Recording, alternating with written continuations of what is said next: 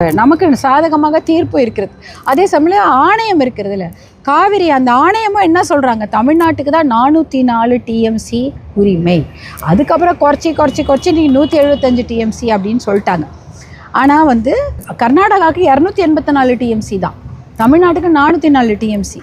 பேசி ஏதோ குறைச்சி இன்றைக்கி 175 டிஎம்சியாக குறைச்சிட்டாங்க.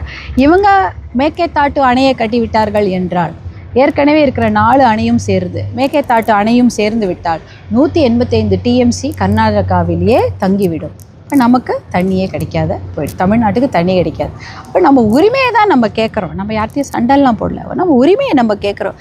எங்களுக்கு உரிமையான நீரை எங்களுக்கு கொடுங்க. நீங்கள் எப்படி தேக்கி கட்டி அங்கே சேர்த்து வச்சுட்டா நமக்கு உரிமையான தண்ணீரை எப்படி நம்ம கேட்குறது? அதனால தான் நம்ம வந்து கண்டிப்பாக மேக்கேதாட்டு அணையை கட்டக்கூடாது என்பதில் ரொம்ப தீவிரமாக இருக்கும். அதற்காக சட்டமன்றத்துலேயும் வந்து தீர்மானமும் போட்டிருக்கோம். காவிரி பகுதியில் எந்த ஒரு அணையும் இனிமேல் கட்டக்கூடாது, எந்த ஒரு கன்ஸ்ட்ரக்ஷனும் இருக்கக்கூடாது என்பதில் நம்ம தீர்மானமாக போட்டிருக்கோம். தற்போதைய அரசு வந்து இதில் என்ன ஒரு நிலைப்பாடு எடுக்கணும்னு நினைக்கிறீங்க மேடம்?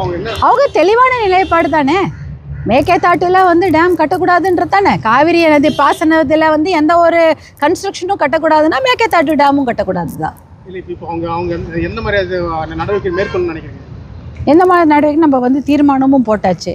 இதற்காக நம்ம வந்து கண்டிப்பாக ஒரு மிக தெளிவாக நம்ம எல்லாருமே அதுவும் எல்லா கட்சியும் ஒன்றாக தான் இருக்காங்க. எல்லாருமே ஆமாம் மேக்கேதாட்டு டேம் கட்டக்கூடாது, காவிரி நதிநீர் அந்த பகுதியில் எந்த ஒரு கன்ஸ்ட்ரக்ஷனும் இருக்கக்கூடாதுன்றதுல எல்லாருமே ஒட்டுமொத்தமாக நாமளும் தெளிவாக தான் இருக்கிறோம். இதற்கு மேலே ஏதாவது தேவைப்பட்டால் நம்ம வந்து டெல்லியில் போய் பார்ப்போம் என்ற ஒரு ஆலோசனையும் மருத்துவர் அன்புமணி அவர்கள் தமிழக அரசுக்கு கொடுத்துருக்குறாங்க.